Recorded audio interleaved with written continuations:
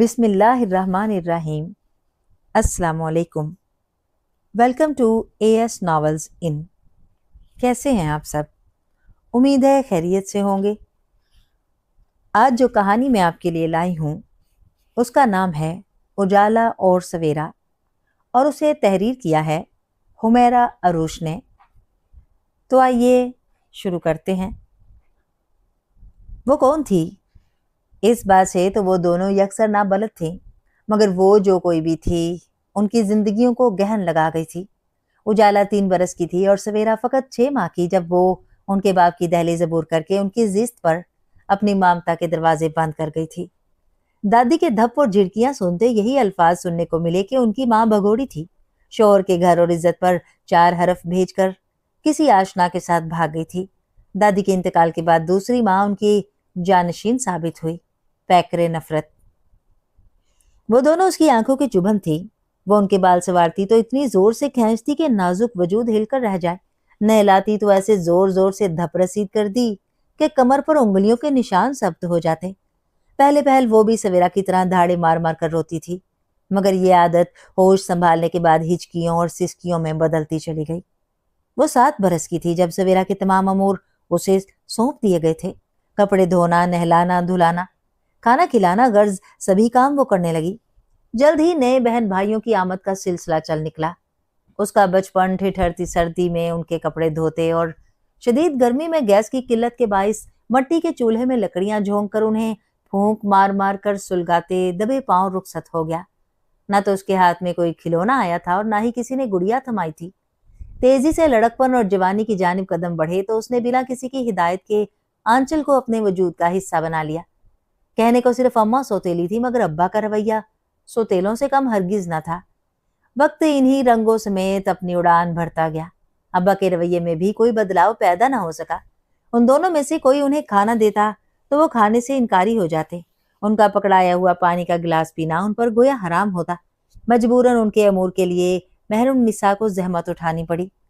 وہ دونوں اس عورت کی بیٹیاں تھیں جس کی وجہ سے وہ آج بھی زمانے سے نگاہیں نہ ملا پاتے تھے۔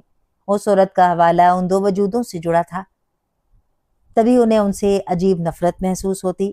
نادانستگی اور لاشعوری طور پر شاید وہ یہ سمجھ بیٹھے تھے کہ وہ صرف افشاں کی بیٹیاں ہیں، وہ ان کا اپنا بھی خون ہے۔ یہ بات وہ یکسر فراموش کر بیٹھے تھے۔ تبھی نہ انہوں نے کبھی ان کے سر پر دست شفقت رکھا تھا اور نہ کبھی ان کی پیار بھری پکار انہیں نصیب ہوئی تھی۔ ان پر نگاہ پڑتے ہی چہرے پر ناگوار تاثرات ابھر آتے۔ وہ ان کی آمد کا احساس پا کر کونوں کھدروں میں چھپنے کی جگہ تلاش کرتی۔ اجالا نے ابا کی بے رخی اور اماں کے طعنے سہتے سہتے جیسے تیسے میٹرک کیا اور اس کے بعد ابا نے سختی سے قدم گھر سے باہر نکالنے سے منع کر دیا۔ اس نے بھی آگے پڑھنے کے لیے حجت نہ کی۔ پھر آنن فانن ابا نے اس کا رشتہ اپنے بھتیجے سے طے کر دیا اور ایک سوگوار سی شام وہ سویرا کو سسکتا چھوڑ کر رخصت بھی ہو گئی۔ اس کے جانے کے بعد سویرا اکیلی بولائی کام نپٹاتی پھرتی۔ کبھی غیر ارادی طور پر اسے پکار بیٹھتی تو دل بھر آتا۔ بیٹھ کر خوب ٹسوے بہاتی جب تک کہ اماں کی پاٹ دار آواز کانوں میں نہ پڑتی۔ ابا نے اجالا کو کراچی سے پنڈی رخصت کیا تھا۔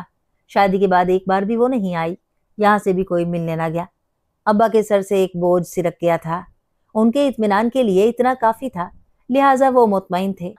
اس کے لیے تنہائی کاٹنا عذاب بن گیا تھا۔ ماں نہ ہو تو بڑی بہنوں میں ماں کا عکس نظر آتا ہے۔ اس کے جانے کے بعد وہ محسوس کر پائی تھی کہ وہ سنجیدہ سی لڑکی بھی اپنے دل میں اس کے لیے بے پایا محبت رکھتی تھی، ہر عمر میں اس کے لیے ڈھال بن جاتی۔ اب ہر پریشانی کی زد پر تنہا اس کی ذات کو آنا تھا، یہ سوچ ہی جان لیوا تھی۔ اماں ابا اور بہن بھائیوں سے موہوم سا اجنبیت بھرا تعلق تھا۔ اماں صرف کام کے وقت ہی پکارتی۔ شادی کے 3 ماہ بعد وہ میکے آئی تھی۔ دونوں بے قراری سے ملی، گویا برسوں کی بچھڑی ملی ہوں۔ سویرا کی خوشی دیدنی تھی۔ وہ بار بار ہاتھ کی پشت پر زور سے چٹکی کاٹتی، مبادا یہ کوئی خواب یا گمان نہ ہو، مگر سد شکر کہ وہ نہ کوئی خواب ثابت ہوا نہ گمان۔ اسے دیکھ کر اماں کی تیوری پر بل آ گئے تھے۔ شادی کے بعد پہلی بار میکے آئی تھی۔ خاطر مدارت کی مد میں اچھے خاصے نوٹ ہاتھ سے جانے کا احتمال تھا۔ دنیا دکھاوے کے لیے ہی صحیح، مگر اسے خالی ہاتھ بھی رخصت نہیں کیا جا سکتا تھا۔ اجالا کا شوہر اسے 1 ماہ کے لیے چھوڑ گیا۔ سویرا کی خوشی سوا ہو گئی۔ 1 ماہ پلک جھپکتے گزر گیا۔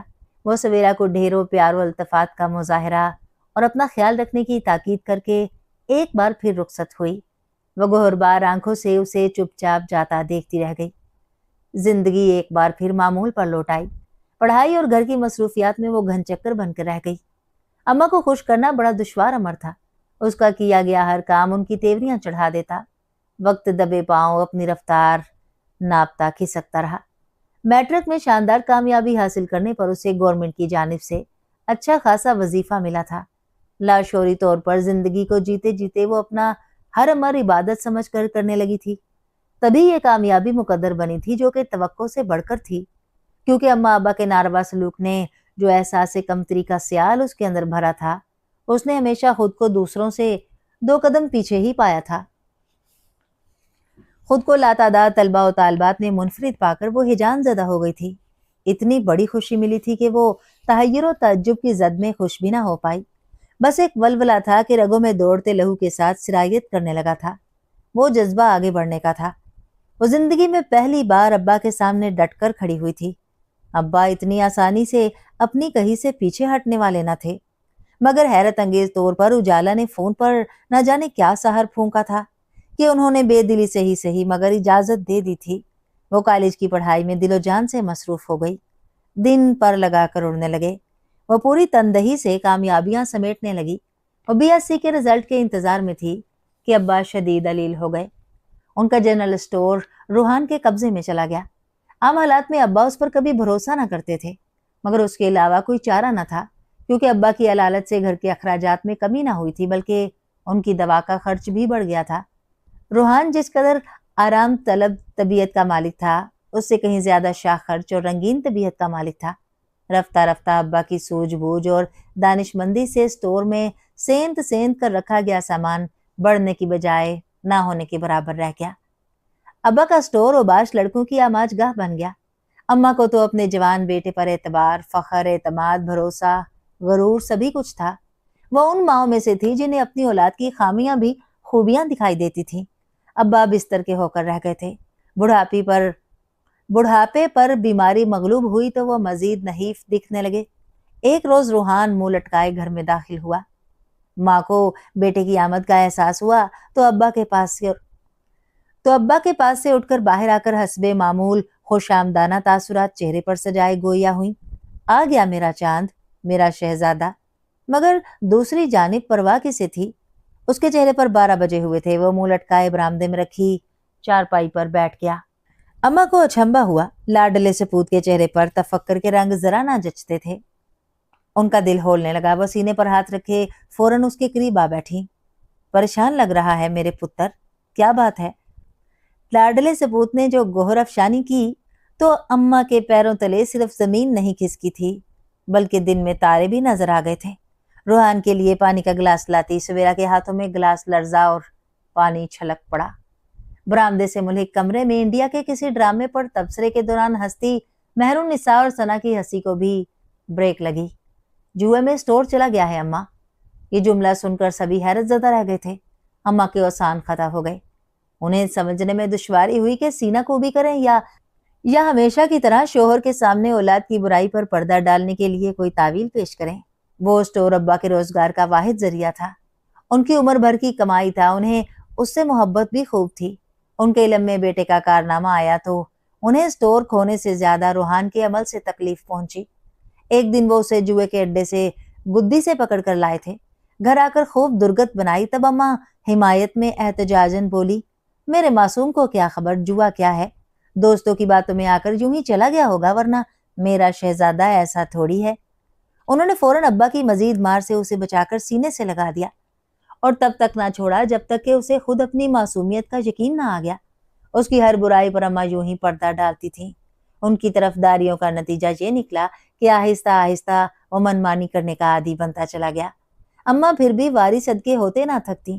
ابا کی معمولی سختی سے بچانے کے لیے اکثر و بیشتر جھوٹے جواز پیش کرنے سے بھی نہ چوکتی۔ اس واقعے کے بعد ابا مزید ڈہ گئے۔ ساتھ ہی تنگ دستی نے بھی چوکھٹ پکڑ لی۔ اماں کا کلمہ کہ میری اولاد کا کوئی عمل غلط نہیں ہو سکتا 5 اولادوں کے اذہان میں پختہ ہو چکا تھا۔ خاص کر روحان کو جو انفرادیت اور لاڈ ملا تھا، اس کی بدولت وہ ہنوز خود کو سب سے منفرد گردانتا تھا۔ इसे इंफरादियत के एहसास ने उसे आम बच्चों से बढ़कर बेराह रो बना दिया था। एक शाम जब वो उंगलियों के दरमियान सिगरेट फंसाए झूमता हुआ घर में दाखिल हुआ, तो उसे देखकर अम्मा के 14 तबक रोशन हो गए। उसका दिमाग ठिकाने पर आया तो बाजपुर्स के नतीजे में वो हत्थे से उखड़ गया और अम्मा के सामने डट कर खड़ा हो गया।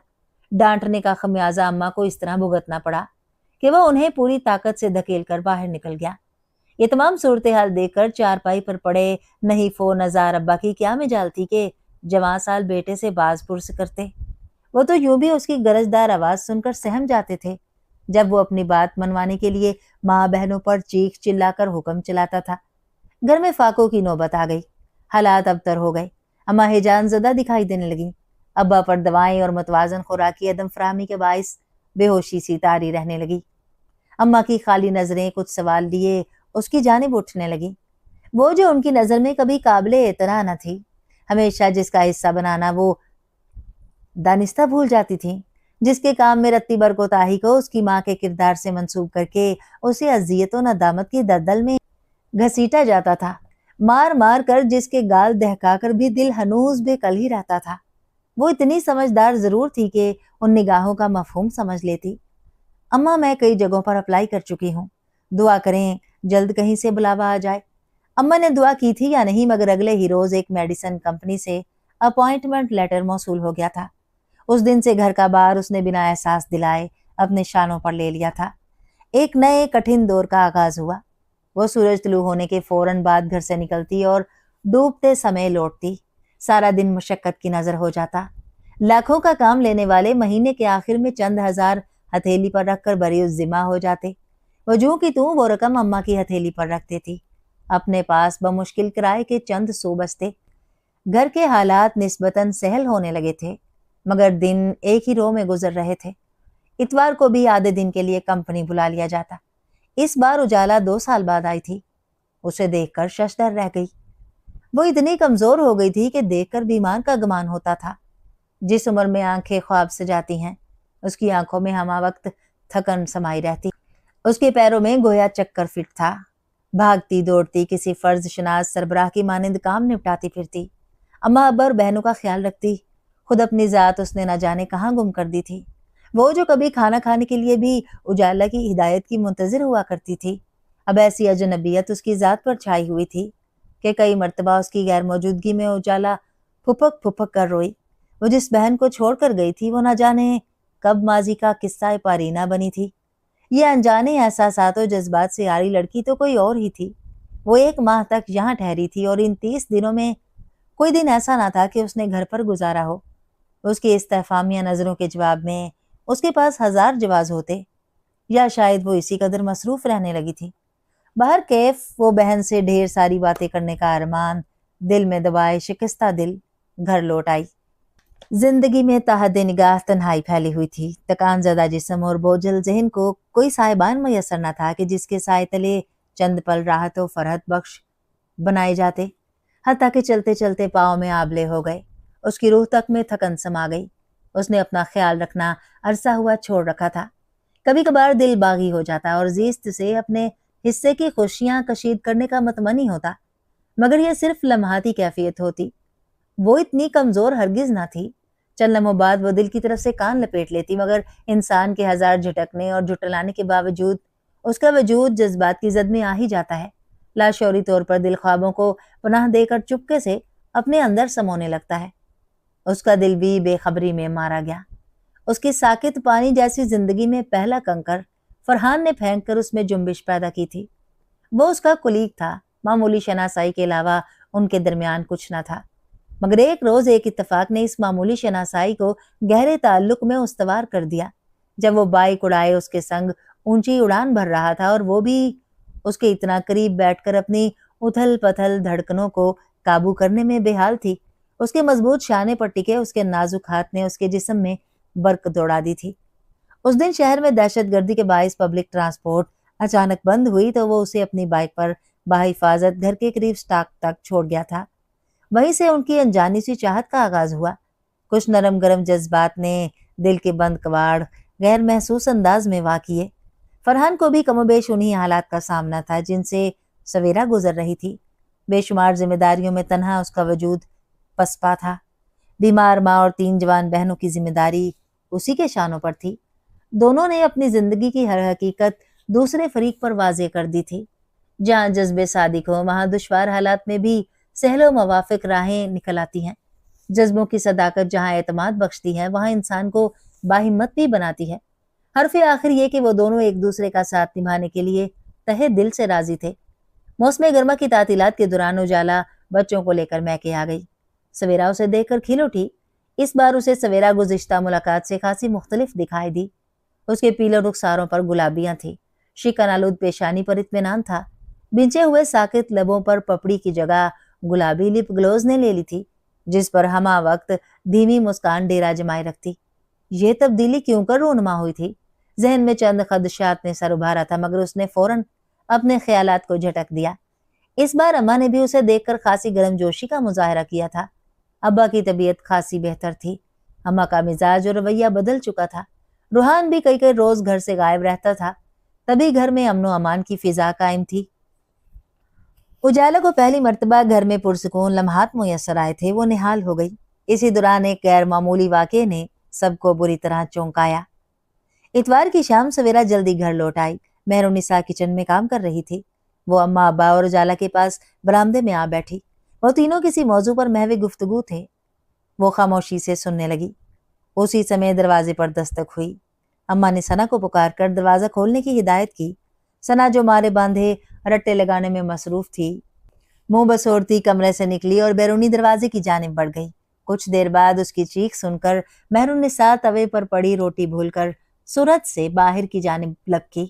اجالا اور سویرا بھی غیر ارادی طور پر بجلی کسی تیزی سے اٹھ کر بیرونی دروازے کی جانب لپکی۔ اماں اپنے جوڑوں کے درد کی بدولت اٹھنے سے قاصر تھیں۔ وہ ابا کے ساتھ تحیر زدہ سی سینہ پکڑ کر رہ گئیں۔ جو وجود اندر داخل ہوا اسے دیکھ کر سبھی کے ہوش اڑ گئے۔ اس کے کریہ چہرے پر پھیلے بدحیت نقوش دیکھ کر کسی کے بھی اوسان خطا ہو سکتے تھے۔ وہ اندر داخل ہوئی تھی۔ ثنا اسے بدروح سمجھ کر اندر بھاگ گئی تھی۔ مہرالنساء ہاتھ میں چمٹا تھامے اماں کی کمر میں گھسنے کی سعی کر رہی تھی۔ وہ سب اسے دیکھ کر گونگ رہ گئے تھے۔ شاید آنے والی کو ان کی ذہنی کیفیت کا اندازہ ہو گیا تھا، تبھی اس نے دونوں ہاتھوں سے اپنا چہرہ ڈھانپ لیا تھا، گویا دعا مانگنے کے بعد چہرے پر ہاتھ پھیرتے سمے ہٹانا بھول گئی ہو۔ سویرا کو ایسا محسوس ہوا تھا گویا سیاہ آسمان پر سفید چاند آن ٹھہرا ہو۔ اس کے ہاتھ روئی کے گالے کی مانند سفید تھے۔ بائیں ہاتھ کی پشت پر درمیانی انگلی کے عین وسط میں ویسا ہی سیاہ تل نمایاں تھا جو سویرا کے ہاتھ کی سفید پشت پر دکھائی دیتا ہر لہجہ اس کی نظر اتارتا تھا۔ چارپائی پر دراز عبدالرحمن اس سیاہ تل کی بدولت ہی اسے پہچان پائے تھے۔ وہ تحیر زدہ رہ گئی۔ ذہن اس حقیقت کو قبولنے سے انکاری تھا، مگر سچ وہی تھا جو دکھائی دے رہا تھا۔ وہ عورت تھی جس نے ان کی مردانگی پر کاری ضرب لگائی تھی، ان کی بے پایا محبت کے بدلے ذلت کے ڈونگرے برسائے تھے۔ وہ ان کی انا کو 1000 ٹکڑوں میں تقسیم کر کے ان کی نظروں اور شانوں کو جھکا گئی تھی۔ اس عورت کی بدولت انہوں نے اپنی مکمل و توانا شخصیت کے بت کو بھری ریت کی دیوار کی مانند ڈھلتے دیکھا تھا۔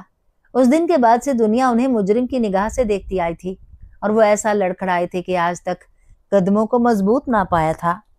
غیر ارادی طور پر ان کی ذات کا غبار ان 2 معصوم وجودوں پر نکلنے لگا تھا۔ وہ لاشعوری طور پر اپنی پھول سی بیٹیوں سے نفرت کر بیٹھے تھے، اور وقت پڑنے پر اسی نازک کلی نے کیسے ان کے آشیانے کو گرم تھپیڑوں سے بچا لیا تھا۔ ساری عمر جس بیٹے کی ناز برداریوں میں کسر نہیں اٹھائی تھی، آج وہ ان کی طرف سے بے خبر زمانے کی رنگینیوں میں مست تھا، مگر وہ تمام تر نفرتیں سہنے کے باوجود بیٹی ہونے کا حق ادا کر گئی تھی۔ میری بیٹیاں کہاں ہیں عبدالرحمن؟ افشاں کی آواز نے انہیں سوچوں کے گرداب سے نکالا۔ سویرا اور اجالا ششدر رہ گئیں۔ اس عورت کے سوال سے انہیں جو گمان گزرا تھا جان لیوا تھا۔ وہ جو اپنی اندیکھی ماں کے لیے بے پایا نفرت دل میں رکھتی تھی، اس عورت کو دیکھ کر وہ نفرت نہ جانے کہاں کھو گئی تھی۔ وہ عورت قابل رحم تھی، اس کا چہرہ عبرت ناک تھا۔ اس سے نفرت کرنا انسانیت کی توہین و تذلیل تھی، اور وہ اتنی بے رحم ہرگز نہ تھی۔ پھر وہ کیسے آگے بڑھ کر اسے جھنجھوڑتی، اسے سوال و جواب کرتی کہ آج کا دن اس کے لیے روز حشر بن جاتا۔ وہ دونوں اپنی جگہ ساکت کھڑی تھیں۔ ابا کی سمجھ میں نہ آیا کہ اس عورت کو کیا جواب دیں۔ एक जमाना बीत जाने के बाद जो पलट कर अपनी बेटियों की खबर लेने आई थी, उससे क्या सलूक बढ़ता जाए। ये तुम्हारी बेटी सवेरा है, और ये उजाला। ये अम्मा थी जो तमाम सूरत हाल जान चुकी थी। उन्होंने नरमी से उनका तारुफ कराया। वो उनसे लिपटी ना थी, ना ही बेसाख्ता उनकी तरफ लपकी थी। उन्हें ना छुआ, ना मुखातिब किया, बस आंखों में हसरत व यास लिए वहीं खड़ी उन्हें तकती रही, ऐसे जैसे कोई कीमती शय हमसे दूर हो रही हो और हम कफी अफसोस मलते रह जाएं, पूरे तयक्कुन के साथ कि अब तमाम सही ला हासिल है। माँ से मिलो सवेरा उजाला। अम्मा ने भी आज हैरतों के रिकॉर्ड कायम करने थे। उन्होंने एक दूसरे की जानिब बहुत खाली नजरों से देखा था, पर अम्मा की हिदायत पाकर न चाहते हुए भी आगे बढ़ गई। उस औरत किस सबर उस औरत का सब्र का पैमाना लबरेज होकर छलक पड़ा। वो उन्हें खुद से लपटाए रोने लगी। कुछ देर बाद अम्मा ने उन्हें जुदा करके उसे चारपाई पर बिठाकर पानी पिलाया। बाजुकात जिंदगी में बड़े बड़े धोखे इतने खूबसूरत लिबादे में लिपटे हमारी जानिब लपकते हैं कि उनकी रानाई और ज़ाहरी मसनूई चमक से आंखें चुंधी आ जाती हैं, फिर कुछ दिखाई नहीं देता। मैं भी अंधाधुंध उस हसीन धोखे की जानिब लपकी थी। वो हमारे घर के सामने वाले घर में रिहाइश पजीर था। 3 बहनों का अकलौता सजीला भाई था, लंबा चौड़ा और हसीन, इतना के गुजरने वाले पलट कर देखने की ख्वाहिश करते। मोहल्ले की कई लड़कियां उस पर फरीफ्ता थीं और कभी महफिल सजती तो मौजूए गुफ्तगू उमैर होता। लड़कियां महफिल जमाए आपस में उसकी बातें करके खुशी महसूस करती। बैक वक्त वो सभी का महबूब था। मेरा भी मोहल्ले की लड़कियों के साथ खासा मेल जोल था, मगर मैंने कभी भाप ना निकाली थी कि मैं उसे दिल की गहराइयों से चाहती हूँ। उसकी साहिर आंखें इत्तफाकन कभी मेरी निगाहों के सामने आती हैं तो मेरा दिल भी बल्लियों उछलता है। कई लड़कियां उसे दिल में बसाए बैठी थी, मगर इन तमाम बातों से कता नजर अपनी संजीदा तबीयत और मोहतात रहने के बायस उसने किसी भी लड़की के साथ मुआशका नहीं चलाया था। सभी लड़कियों का एक तरफा इश्क था और वो इसी में निहाल थी। वक्त दबे पांव रुखसत हो रहा था। चूंकि मैं अपने वालदेन की इकलौती औलाद थी, लिहाजा अम्मा और अब्बा की गैर मौजूदगी में अकेले ही घर पर ठहरना पड़ता। एक रोज अब्बा काम पर गए हुए थे और अम्मा खाला की इयादत की गर्ज से उनके यहाँ गई हुई थी। मैं पढ़ाई से फरागत पाकर सख्त बोरियत महसूस करने लगी। मैं अपनी दोस्त रिहाना के यहाँ जाने के लिए उठ खड़ी हुई। वो हमारी गली में ही रिहाइश पजीर थी। मैं बाहर निकलकर बैरूनी दरवाज़ा मुकफ़ल करने की साई करने लगी, मगर ताला लग के नहीं दे रहा था। मजबूरन मैंने सामने वाले गेट की बेल पर हाथ रख दिया। थोड़ी देर बाद उमैर ने कदले झुंझलाए हुए अंदाज में गेट खोला था, मगर मुझ पर निगाह पड़ते ही उसकी सारी बेजारी और जुलाहट काफुर हो गई। चेहरे पर कोसे कज़ा के रंग बिखर गए। मेरा हाल भी मुख्तलिफ ना था। मैं भी चेहरे पर दिलफरेब मुस्कुराहट लिए मबहूत ही तो रह गई थी। उसने चंद सातों में मेरा मसला हल कर दिया था, मगर इस मुख्तसर सी मुलाकात ने मेरे जहन पर अनमिट निशान छोड़ दिए थे। नतीजतन अगले कई रोज तक वो मेरे जहन से लम्हा भर के लिए भी महव ना हुआ था। उस दिन के बाद उससे सामना होने पर मेरी निगाहें खुद ब खुद झुक जाती। उसकी लौ देती नजरें बोलती महसूस होती तो उनकी तपिश मेरे गाल दहका देती। जल्द ही मोहब्बत नामों का तबादला होने लगा, जिनमें बेकरारियां दर्ज होती, बेताबियों के किस्से बयान होते, जिन्हें पढ़कर मेरे भड़कते जज्बात को मजीद तकवीत पहुंचती। मैं खुद को दुनिया की खुशकिस्मत तरीन लड़की गर्दान बैठी थी। सहेलियां और दीगर मशागल सब उसी के ख्यालों में खोकर फरामोश कर चुकी थी। हत्ता कि पढ़ाई भी तवन करहन करती। मैं न जाने कब तक उसकी मोहब्बत में महवे परवाज रहती अगर अब्दुलरहमान का रिश्ता रुकावट बनकर हमारे रास्ते में ना आ खड़ा होता। मैंने उमैर को खत लिख भेजा था और एक हद तक मुतमईन भी हो गई थी कि मेरी चाहत में ज़मीन व आसमान के किलाबे मिलाने वाले उमैर कोई राह निकाल लेगा। मगर मेरे ख्याल के बरक्स उसने तसल्लियों दिलासों से भरपूर पर्चा लिख भेजा, कोई अमली पेशरफ्त ना की। अब्बा अपने भतीजे के लिए रजामंद थे, मगर अम्मा मुतजब्जब थी। इसी वजह से ये मामला अल्तवा पजीर था। इससे कबल के पानी सर से ऊपर जाता और वक्त हाथ से सिरकता। मैंने एक बार फिर उमैर को अपनी बात आगे पहुंचाने की तजवीज़ लिख भेजी। जवाबन उसने अपनी मजबूरियों से लबरेज तवील संदेशा लिखा, जिसमें उसकी तमाम तर शिद्दतें लफ्ज़ों की सूरत में मौजूद थीं, मगर फिल वक्त वो मुझे अपनाने से कासिर था। बड़ी बहनों की मौजूदगी और बेरोजगारी की सूरत में वो घर में अपनी शादी की बात छेड़कर कोई तूफान नहीं लाना चाहता।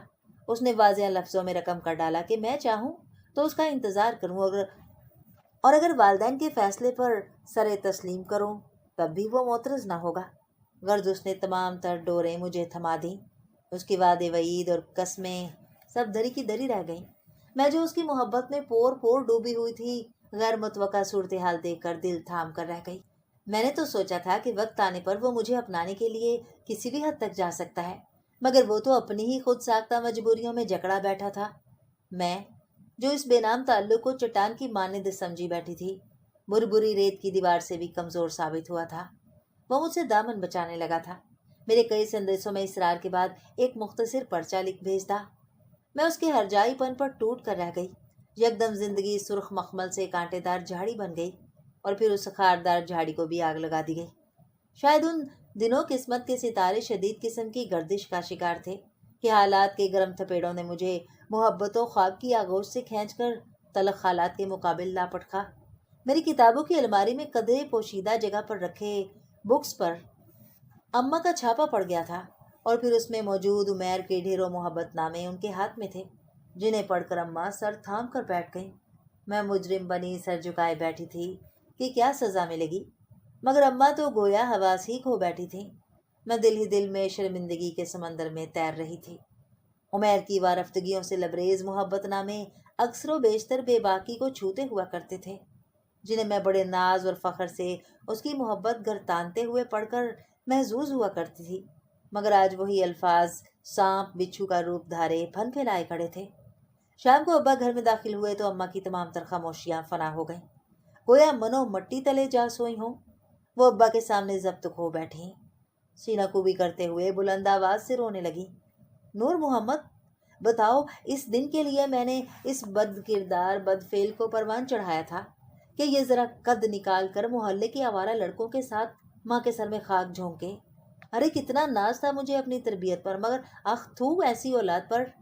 इससे बेहतर था कि मैं कोई सपनी पाल लेती। न जाने कब से हमारी पीठ में छुरा घोंप कर उस लफंगे के साथ गुलछड़े उड़ा रही है। कल मोही, बद किरदार, बदफेल। अम्मा का इश्तियाल बढ़ता जा रहा था और अब्बा बेयकीन से नजरें और कंधे झुकाए बैठे थे। यहाँ तक कि अम्मा ने खतूत का ढेर अब्बा के सामने फैला दिया और मुगल्लज़ात बकते मुझे बालों से घसीट कर उनके मुकाबिल पेश कर दिया। मगर अब्बा का वजूद खामोशी की दबीस तह में दब गया। औलाद, खासकर बेटियां, अगर वालदैन की इज्जत पर यूं शब खून मारे तो सदमे से यूं ही उनके ओसान खता हो जाया करते हैं। खुद सर औलाद को झेलना दुनिया का सबसे बड़ा कर्ब है। उमैर की जानिब से अगर मुझे इत्मीनान बख्श जवाब मिलता तो हो सकता था कि मैं खामोशी से हद से तजावज़ कर जाती। बेरा रवि की दलदल में रखा जाने वाला कदम सबसे पहले वालदैन से बदजन करता है। पशिमानी ने नहायत मुख्तसर दौरानिये के लिए मेरी ज़ात का घेराव किया था। कुछ देर बाद मेरे दिल ने हज़ार तावीलें और जवाज़ तराश कर मुझे मासूम करार दे दिया था और मैंने खुद को इस तमाम मामले से बरी तस्वर कर लिया था। अभी मेरे दिल में उसे खोने का मलाल हनूज पंजे गाड़े हुए था कि एक शोर बपा हुआ और उससे कबल के वो थमता, मेरी जिंदगी का रुख ही बदल गया। एक बार फिर फूफो बेटे का रिश्ता लेकर अब्बा की दहलीज पर आई थी। इस बार अम्मा किसी किस्म की तजब्जब का शिकार न हुई। न अब्दुर्रहमान की स्याह रंगत पर नुक्ता एतराज उठाया और ना ही उसकी और मेरी उम्रों के वाजिया तजाद ने अब्बा के फैसले की तरदीद करने की सही की थी, बल्कि अपने मुतशक्कराना अंदाज और खुशदिली से फूफो की मदारत करती वो उनकी एहसान मंद दिखाई दे रही थी। इस बार उनकी पेशानी पर शिकन की एक लकीर भी मुझे खोजने से ना मिली। जिंदगी एक इम्तिहान बनकर सामने आई थी। मलाल दामनगीर था। अब्बा और अम्मा दोनों ने मुझसे रुख फेर रखा था।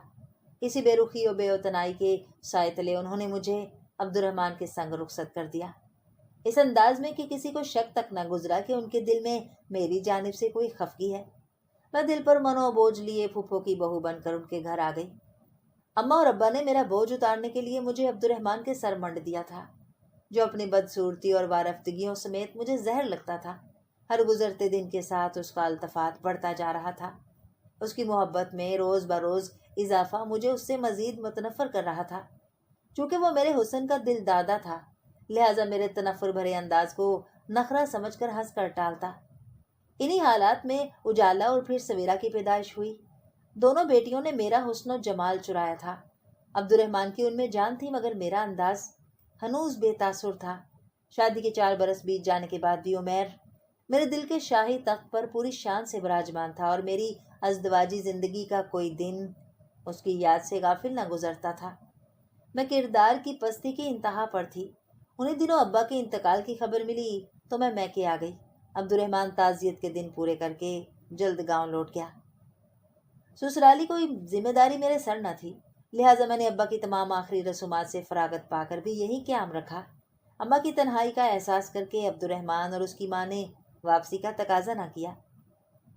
بائیں ہمہ کہ وہ میری تمام تر بے رخی کے باوجود باقاعدگی سے فون کرتا تھا۔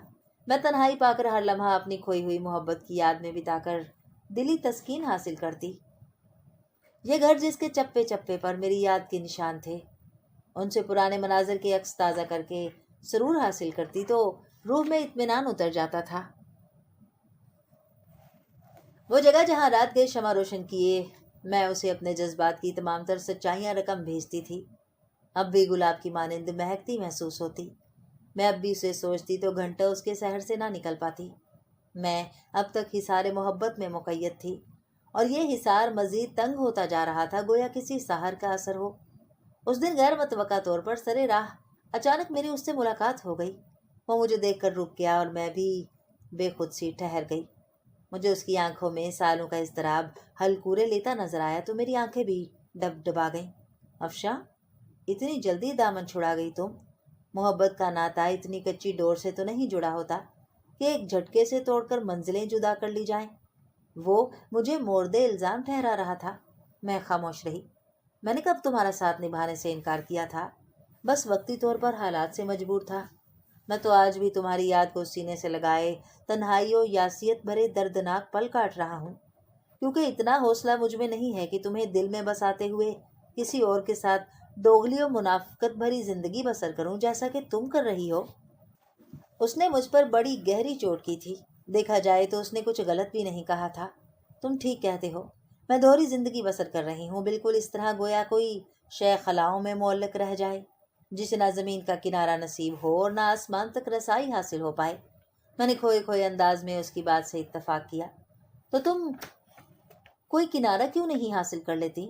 اپنی زندگی کے اختیارات دوسروں کو سونپنے والے یوں ہی نامراد و تشنہ رہ جاتے ہیں۔ چاہو تو میری زندگی میں پھر سے شامل ہو جاؤ، میرے انتظار کی باہیں اب بھی تمہارے لیے واہ ہیں۔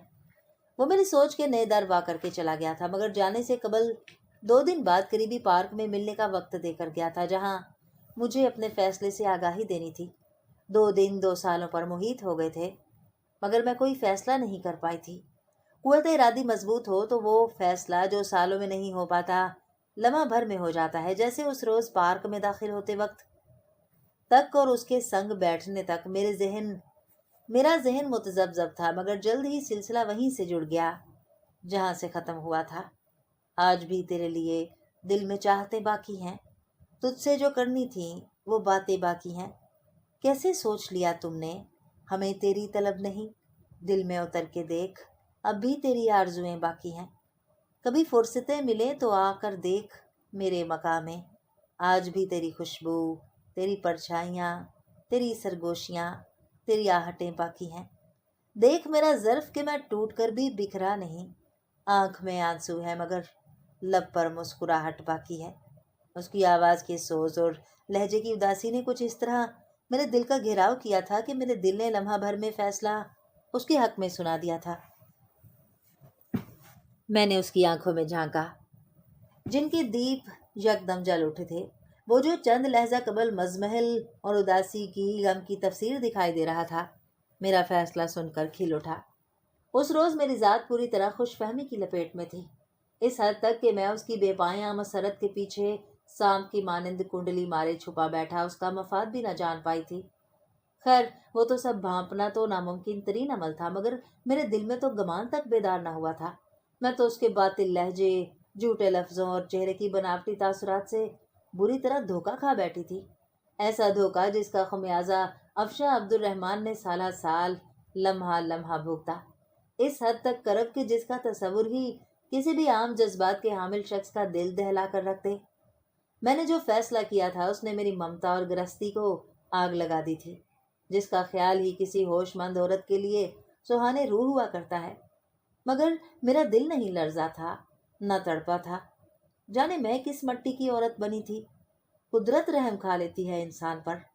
قدرت نے مجھے بھی سنبھلنے کے لیے ایک موقع فراہم کیا تھا، مگر جو پٹی میری آنکھوں پر بندھی تھی اس نے میری حیثیت نابیناؤں جیسی کر دی تھی۔ जरूरी नहीं कि इंसान आंखों से माजूर हो तो नाबीना कहलाए। कभी कभी बीना होकर भी इंसान नाबीना होता है। जिस शब मेरा इरादा उमैर के संग रुखसत होने का था, उसी रोज सुबह अब्दुलरहमान हमें लेने के लिए आ धमका। उसे देखकर मुझे अपना मंसूबा चौपट होता नजर आया, मगर जो अय्यारी मेरी शख्सियत का हिस्सा बन रही थी, चुटकी बजते ही मेरा मसला हल कर गई। मैंने बड़े लाड से अब्दुलरहमान से अगले रोज गांव चलने की फरमाइश कर डाली। वो बखुशी मान गया। शाम को मैं अपनी सहेली से मिलने का बहाना करके वो घर और अपनी जिंदगी से वाबस्ता कीमती रिश्तों से हमेशा हमेशा के लिए मुंह मोड़कर तय करदा मखसूस मकाम पर पहुंच गई। कुछ देर बाद उमैर भी वहीं मौजूद था और यही मेरी बदकिस्मती का आगाज था। उसने वादा किया था कि घर से निकलने के बाद वो कोर्ट के जरिए मुझे खुला दिलवाकर जल्द निकाह कर लेगा। उसी रात हम ट्रेन में सवार हो गए थे।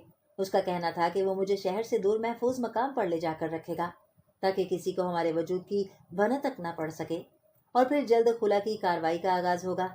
मैं उसकी मामला फहमी की कायल हो गई। हम जिस गांव उतरे थे, वहां के लोगों की पुरमशक्कत, बदहाल जिंदगी और गुर्बतो कसम पुरसी पर निगाह दौड़ाकर मैं दिल थाम कर रह गई। यहाँ के आम दुश्वार तरीन अमर होगा। मैंने उमैर से अपनी घबराहट का जिक्र किया तो उसने तसल्ली दी कि हमारी रिहाइश कदरे मुख्तलिफ मकाम पर और नहायत मुख्तसर वक्त के लिए है। उसके दोस्त का घर निस्बतन पुरसहूलत है, वहाँ मुझे किसी किस्म की तकलीफ का सामना न होगा। वो लोग मेहमान नवाजी में भी सानी नहीं रखते। मेरी तशफी हो गई। काफ़ी देर कच्चे रास्ते पर पैदल सफ़र तय करने के बाद दीगर मकानों से कदरे मुख्तलिफ पक्का सा मकान नजर आया तो मैर मुझे लिए उस जानिब बढ़ गया। दरवाज़ा एक नौजवान ने खोला था। हमारी जानिब देखकर उसके चेहरे पर बड़ी मायनी खेज मुस्कुराहट उभरी थी। कौन है? पीछे से किसी ने हाँक लगाई। दिलबर जी के खास मेहमान हैं जी, उसने सादतमंदी से जवाब देकर हमें अंदर बुला लिया। हमें एक कमरे में बिठा दिया गया था। बड़ा अजीबोगरीब माहौल था। नागवार सी बू ने पूरे कमरे को लपेट में ले रखा था। वो पुराने तर्ज के सोफे और एक मसहरी के अलावा कोई सामान मौजूद न था। वो लड़का हमें यहाँ बिठाकर चला गया। 10 मिनट तक कोई हमारे पास ना आया तो उमैर के अंदाज से बेचैनी झलकने लगी। दिलबर मालूम नहीं कहाँ रह गया है। उसने खुद कलामी की। 2 मिनट बैठो, मैं उसे देख कर आता हूँ। वह मुझे हिदायत देता उठ खड़ा हुआ तो मैं भी घबरा कर उठ खड़ी हुई। अरे पागल लड़की, घबराओ नहीं, बैठो, मैं दिलबर को देख कर आता हूँ। मैं सहम कर बैठ गई तो वो तेजी से बाहर निकल गया। मैं बिला वजह कमरे का जायजा लेने में मसरूफ हो गई। ये कमरा घरेलू माहौल पेश नहीं कर रहा था। मुझे अचंभा हुआ। कोने में एक बोतल रखी दिखाई दे रही थी जिसमें कोई सियाल मौजूद था। इसके अलावा ऐसी कोई शय मौजूद न थी जिससे इस घर के मकीनों के रहन सहन का अंदाजा लगाया जा सकता। मेरा इज़्तिराब बढ़ रहा था। उमैर वापस न लौटा था। मैं उठकर बैरूनी जानिब कदम बढ़ाने लगी थी कि दफतन 2 लंबे चढ़ंगे पहलवान नुमा मर्द अंदर दाखिल हुए, जबकि उमैर गायब था। उन्हें देखते ही मुझे अपनी टांगों से जान निकलती महसूस हुई। सामान तो बड़ा प्यारा देकर गया है, एक शख्स ने मूंछों को ताव देते हुए दूसरे से कहा। मेरे हलक में गोला फंस कर रह गया। तभी उनमें से एक मेरी जानिब बढ़ा था। उसके नापाक अज़ाइम उसकी आंखों से आया थे। मैं एक झटके से पीछे हटी और चिल्लाई, पीछे हटो, मैं एक इज्जतदार लड़की हूँ।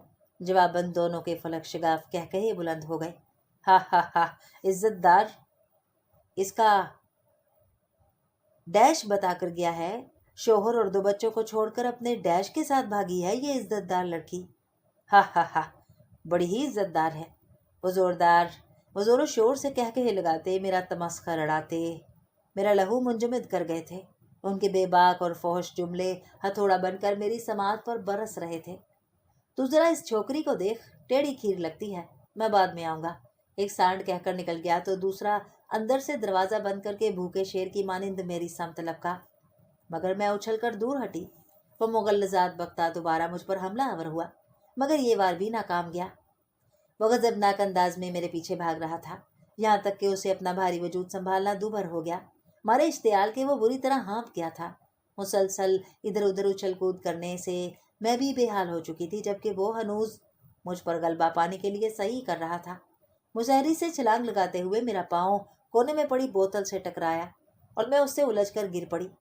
यही मौका उसने गनीमत जान लिया था और भूखे शिकारी की मानिंद उसने मुझे बाजू से घसीटा।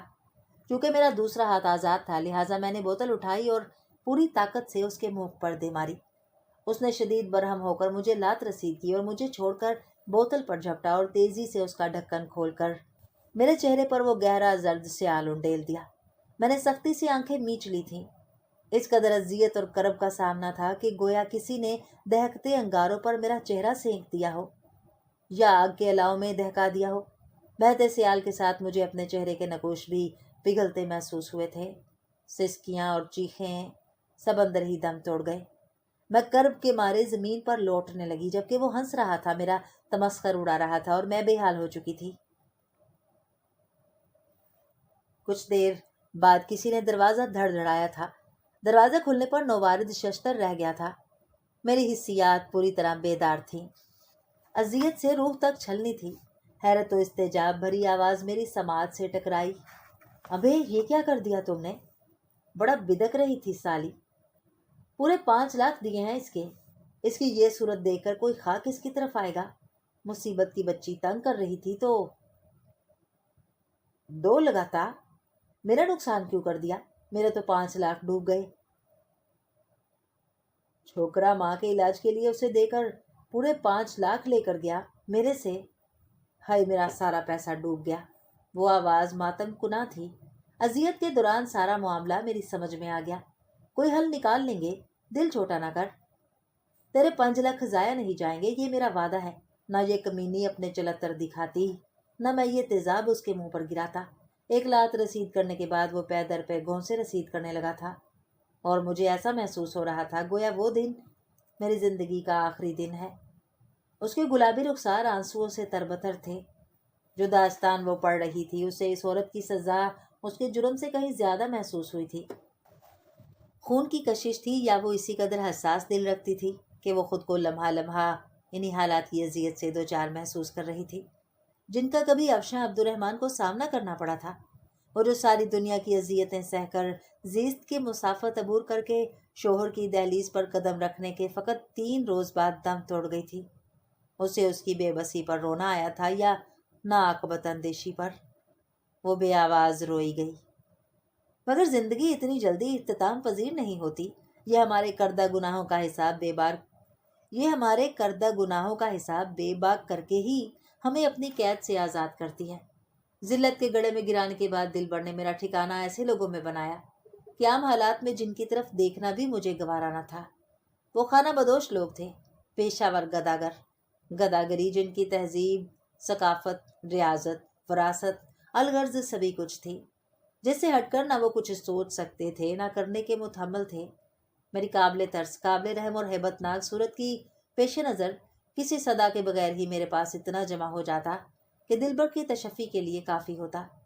जिंदगी साल साल इसी तसलसल से रवा दवा थी कि यह तसलसल तब टूटा जब किसी फलाही इदारे ने दिलबर को पुलिस की हिरासत में देकर बहुत से लोगों को उसके चुंगल से खलासी दिलाई।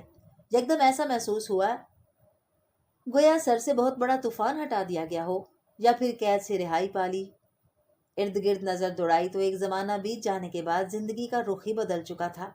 भागती दौड़ती हयात में भागते दौड़ते लोग अपनी जिंदगी का सफर तय करते हुए किसी के लिए नहीं ठहरते।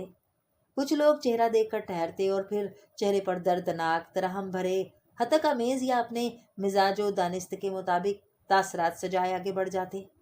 किसी रहम दिल ने मुझे अपने घर पनाह दे दी। 5 बरस से अपनी जिंदगी के दिन यहीं काट रही हूँ। कभी कभार उन चेहरों का अक्सी याद की सूरत दिल और दिमाग के पर्दे पर झिलमिला जाता है। वो चेहरे कुदरत ने जिनसे अटूट ताल्लुक उस्तवार किया था, न जाने अब कैसे होंगे। जिंदगी की सबसे बड़ी आरजू है कि उन्हें देखूं, आंखें बंद होने से कबल एक नज़र ही सही, मगर उनका अक्स आंखों में बसाकर उनकी प्यास बुझा दूं। हालात वो रुख इख्तियार कर चुके हैं कि मैं अपना ठिकाना बदलने पर मजबूर हूँ। जब औलाद के हाथ घर के इख्तियारात में आते हैं तो वो बमुश्किल ही किसी इजाफी शख्स को बर्दाश्त करती है। अब तो सांसें भी रूठी रूठी महसूस होने लगी हैं। लगता है उजाला और सवेरा की दीद की प्यास बुझा बुझा कर ही ये आंखें पुरसकून नींद सो पाएंगी। एक शोला भड़का था और खलाओं में कहीं जाकर गुम हो गया था। वो आई, उनकी जिंदगियों पर झिलमिलाई और मंजर से गायब होकर लम्हों में आंखें मूंद गई। मगर जाते समय अपने अंधेरों में डूबी जिंदगी के किस्सों की शाहिद अपनी वाहिद सहेली को पल्लू से निकालकर सवेरा के हवाले कर गई थी। घिसे पिटे सफ़ों से जुड़ी और पतली और छोटी सी डायरी جس کے ورک کو باہم جوڑنے کے لیے ہاتھ سے ٹانکے لگائے گئے تھے۔ سویرا نے متاع حیات سمجھ کر سینے میں بھینچ لی اور لگاتار آنسوؤں کی قطار اسے بھگونے لگی۔ زندگی معمول پر لوٹ آئی، کسی رونق و مسرت سے مبرہ وہی لگے بندے دن گزرنے لگے۔ اجالا کندھوں پر منوغم اور چھوٹی بہن کی فکریں سمیٹے اپنے گھر چلی گئی۔ فرحان اپنے گھر والوں سے اس کی فون پر بات کروا چکا تھا اور اب وہ لوگ جلد از جلد اس کے گھر آنے کے متمنی تھے۔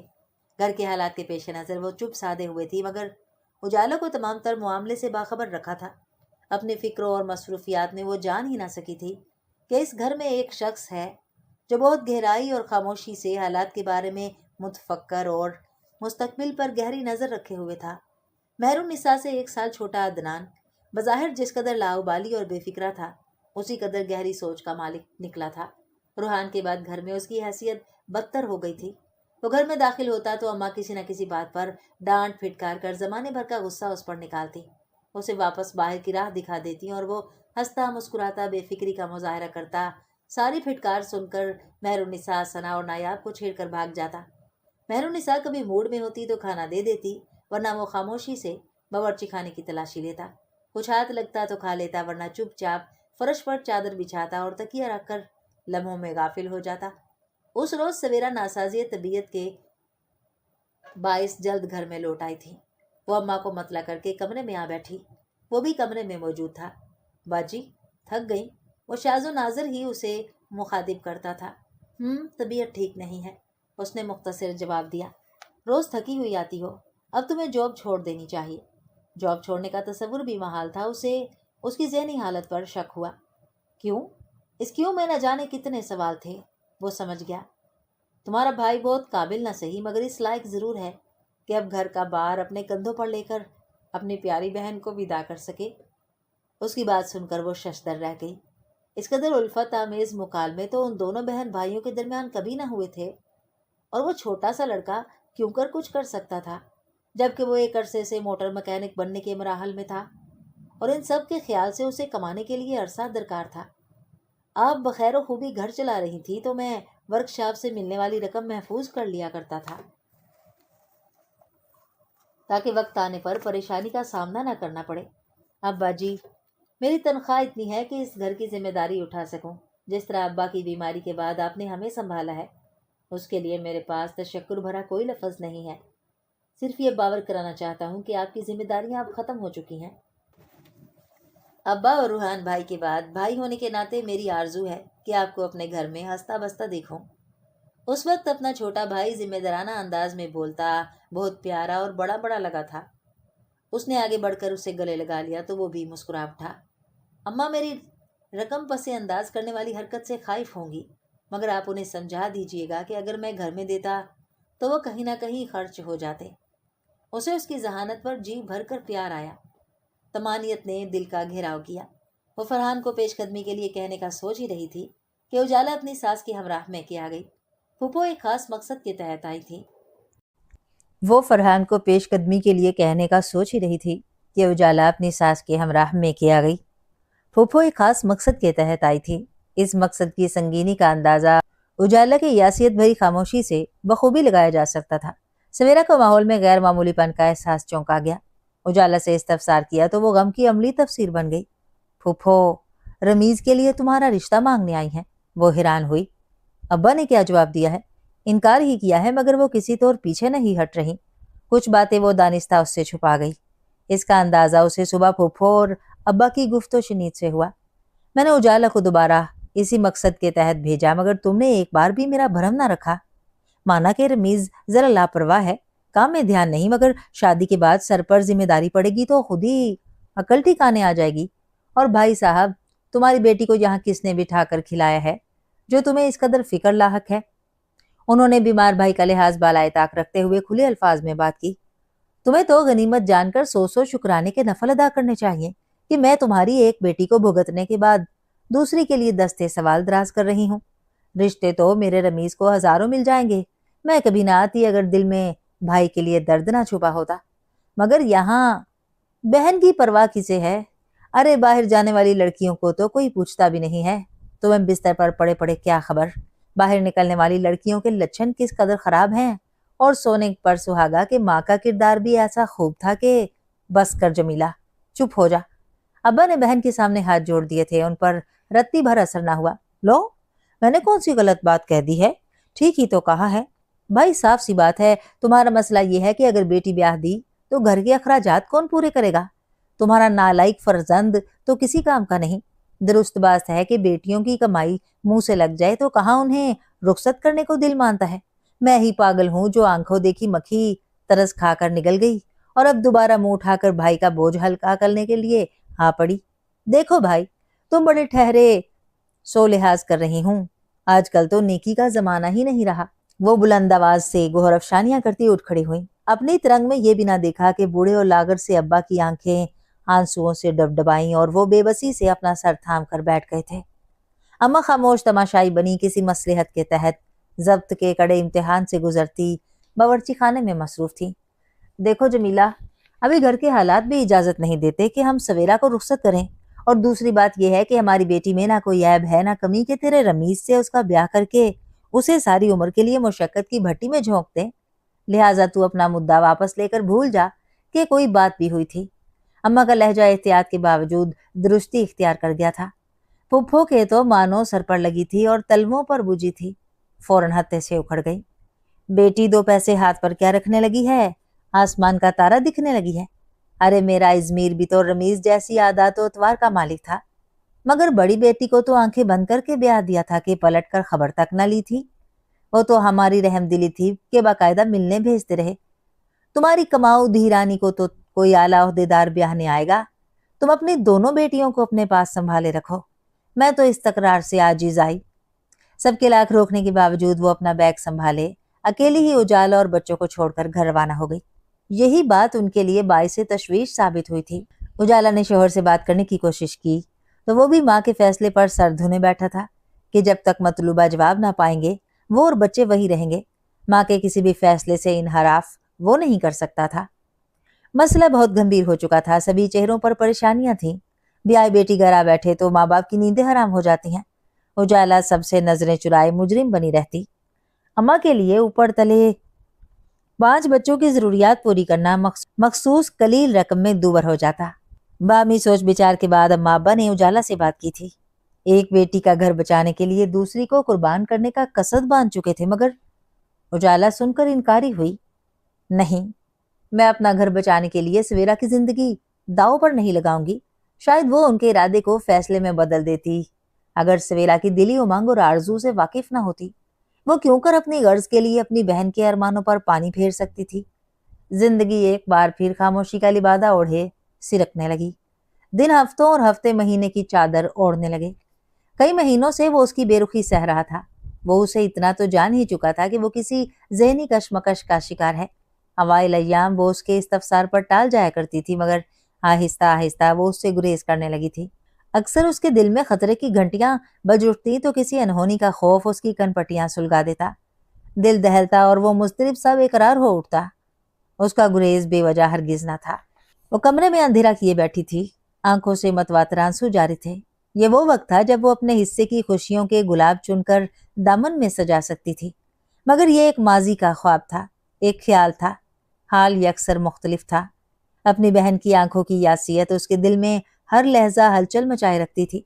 उसके बच्चों की वीरान सूरत माहौल के बदलाव के सबब चिड़चिड़ापन और अपना गुबार निकालने के लिए उजाला का बिलावजह उन्हें जदोकोब करना उसे हिजान ज़दा कर देता।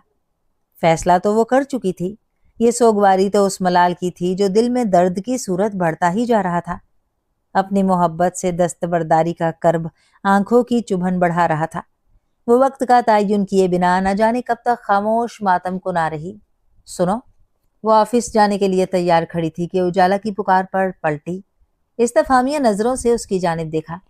फरहान से कहो अपने घर वालों को भेजे। वो ठिठकी। क्यों? ताकि तुम्हें अपने घर खुशो खुरम देखकर हमारी जिंदगियों में भी मुसरत की लहर दौड़ सके। बहुत बोदा जवाब था। कोई किसी की खुशियों की जमानत दे सकता है? उम्मीद तो रखी जा सकती है। उम्मीद की डोर थमानी चाहिए। जिंदगी से उम्मीद रखना नुकसानदेह साबित होता है। वो रुकी नहीं थी। उजाला उसके लहजे में तासुफ, मलाल, यासियत क्या कुछ ना महसूस कर पाई थी। वो साकित रह गई। किस जुर्म की सजा दे रही हो मुझे? उस दिन उसने उसे जा लिया था। लातादाद मैसेजेस के जवाब में उसकी मुसलसल खामोशी ने उसे मुश्तइल कर दिया था। मैं तुम्हें सजा देने वाली कौन होती हूँ? अजनबियत भरा लहजा, आंखों में अजनबियत भरे रंग। वो तड़प ही तो उठा था। इतनी अजनबियत क्यों बरत रही हो? ताल्लुक बेनाम ही सही, मगर इतना गहरा जरूर है कि तुम्हारी इस बेवजह खामोशी और गुरेज की वजह जान सकूं, क्योंकि तुम्हारे रवैये ने वक्त को जैसे साकित कर दिया है। हर तरफ तुम्हारी बेरुखी ठहरी हुई है। वक्त आगे बढ़ता है और ना मंजर ही बदलता है। जवाबन वो खामोश रही थी। उसके लहजे का कर्ब, बेकली, चुभन, बेकरारी और खदशे वो लहजा भर में दूर कर देना चाहती थी। वो इस लम्हे में कर्ब की लकीर भी अय्यां होने की मुतहम्मल न थी, और इस वक्त वो कर्ब की अमली तफसीर बना मुकाबिल मौजूद था, उसके जवाब का मुंतजिर। लम्हे के 1000वें हिस्से में उसने नजर उठाकर उसकी जानिब देखा। वो आंखें इस कदर सुर्ख थी कि उनसे बरसते शोलों ने उसके गाल दहका दिए थे। धुंध हर सू छाने लगी थी कि दफतन उसने बेवजह कई मर्तबा पलकें झपकाकर आंसुओं को पीछे धकेला। उस वक्त वो कुव्वते गोयाई गोया खो बैठी थी। वो वहां रुकी नहीं थी। 2 कदम पीछे हटती वो कई मील दूरी का फासला तय कर आई थी। घर आकर उसने अम्मा और अब्बा को अपने फैसले से आगाह कर दिया। आप लोग फुफ्फो से कह दीजिए, हमें ये रिश्ता मंजूर है। उजाला ने सुना तो आड़े हाथों लिया। जिस भट्टी में मैं चुपचाप 8 साल जली हूं, तुम्हारे कदम वहां नहीं पड़ने दूंगी, वो कतियत से बोली। बाप का घर चाहे जैसा भी हो, बच्चे वहीं परवान चढ़ते जिंदगी को मुकम्मल पाते हैं। उनकी आइंदा जिंदगी और पूरे दमाद शख्सियत को परवान चढ़ाने के लिए हम दोनों को ही वह कदम रखना होगा। उजाला घूंघ से देखी गई। वो मजबूत लहजे में फिर गोया हुई। जो गलती हमारी माँ ने करके हमारी और अपनी जिंदगी में खलीज पैदा की थी, कम अज कम वही गलती तुम मत दोहराओ। वालिदैन की बाहमी संगत ही औलाद को मुआशरे में कदम मजबूत रखकर चलना सिखाती है। उजाला की आंखें एहसास से तशक्कुर से झिलमिला गईं। कभी कभार अपने एहसासात, ख्वाहिशात और जज्बात कुर्बान करके दूसरों की खातिर मस्बत फैसला ही दिली इत्मीनान और खुशनुदी का सबब बनता है। वो मुतमईन अंदाज में सोचती उठ खड़ी हुई।